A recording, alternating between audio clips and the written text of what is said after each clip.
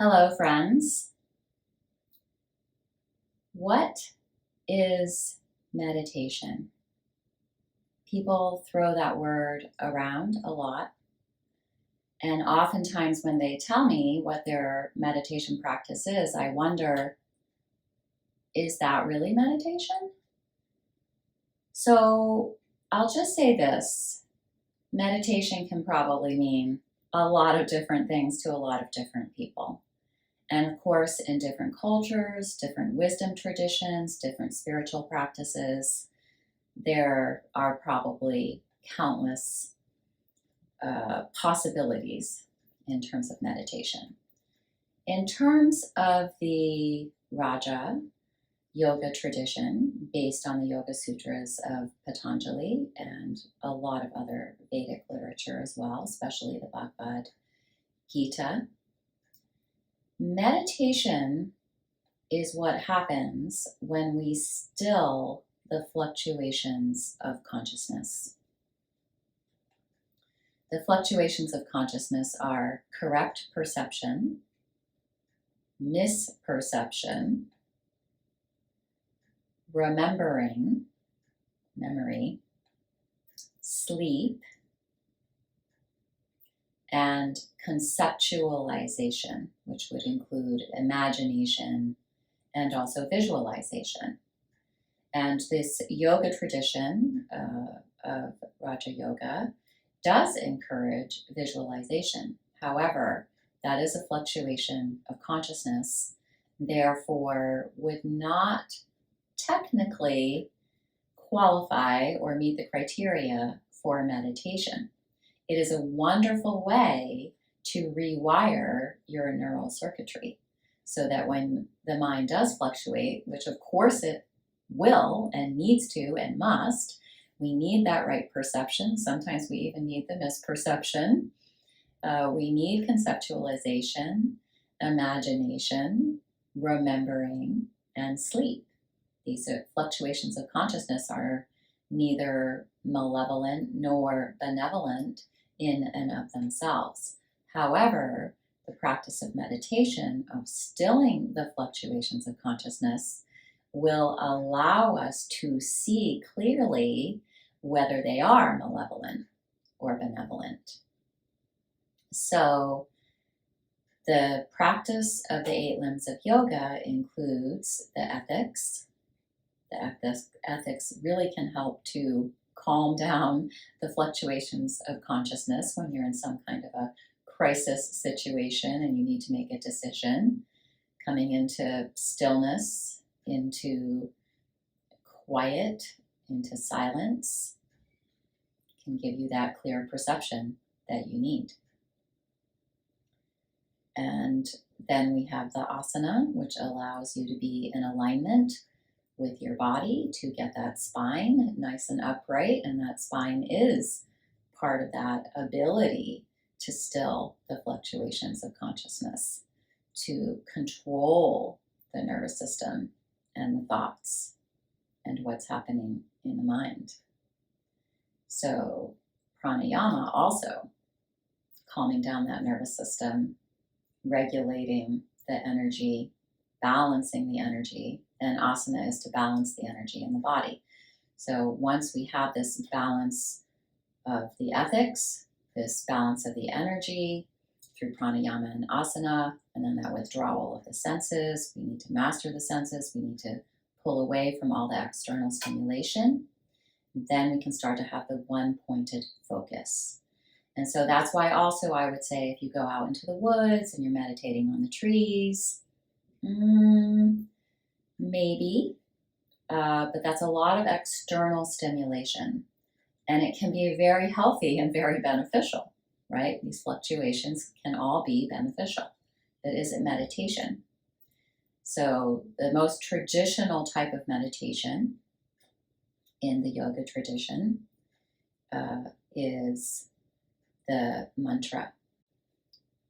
And so the most traditional type of meditation in the yoga tradition, the Raja yoga tradition, is the recitation of a mantra, to repeat a mantra over and over again. And a mantra is not an affirmation. Affirmations also are very beneficial, or can be very beneficial. But a mantra is in Sanskrit. So when someone says, my mantra these days is to try to slow down, that's your affirmation, that's your intention, that's your aim. But technically, meditation would involve the repetition of a Sanskrit phrase or Sanskrit word. And the one that is offered in the Yoga Sutras is Om. And then there's one that rides on the breath, Soham or Hamsa.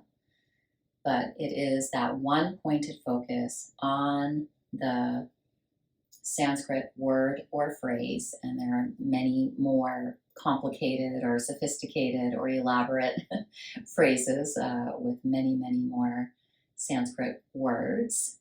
And Sanskrit holds this resonance and this reverberation of, we don't know how many hundreds of thousands of years of evolution. And so it really is much more powerful than an affirmation.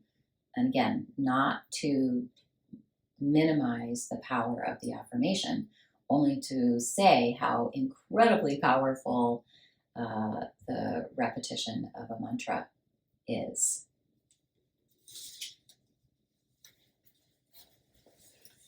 My teacher, Janet Stone, talks about the mantra as bringing that voice into fruition.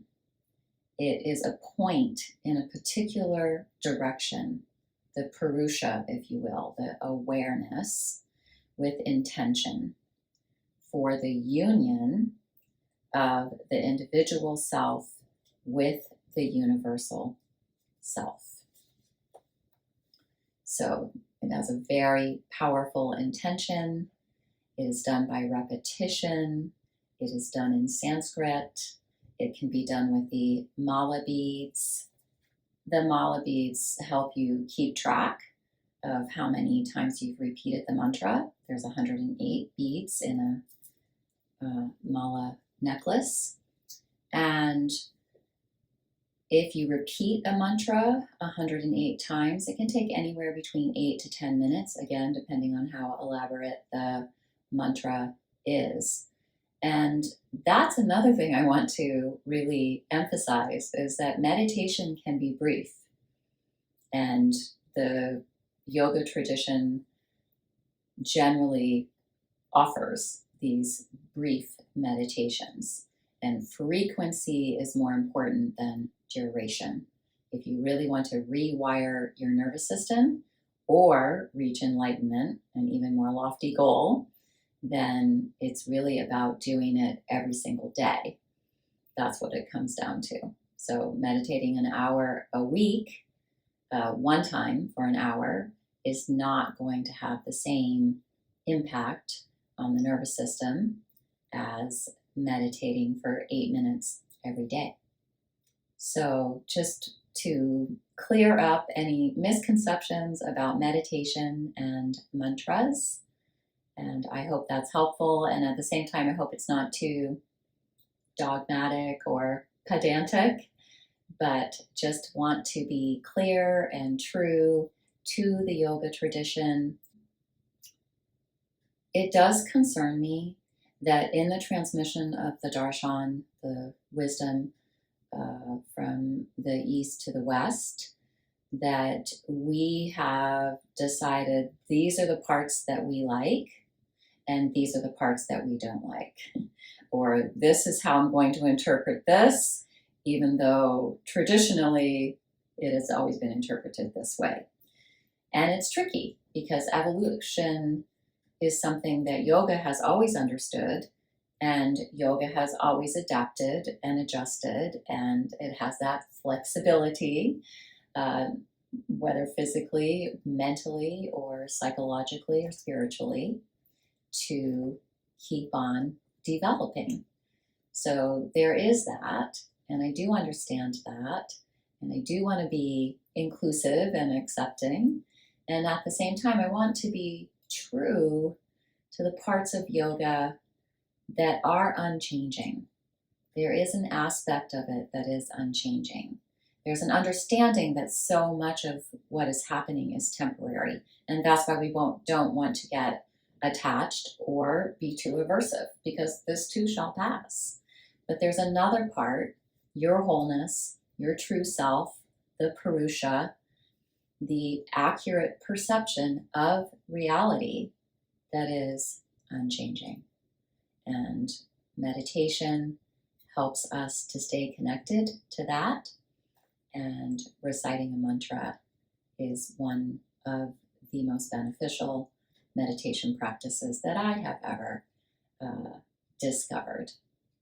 And just one last word, I do find that people who have a lot of anxiety sometimes do not enjoy the repetition of the mantra, in which case I might invite them to focus on the breath, but they often have trouble with the breath as well.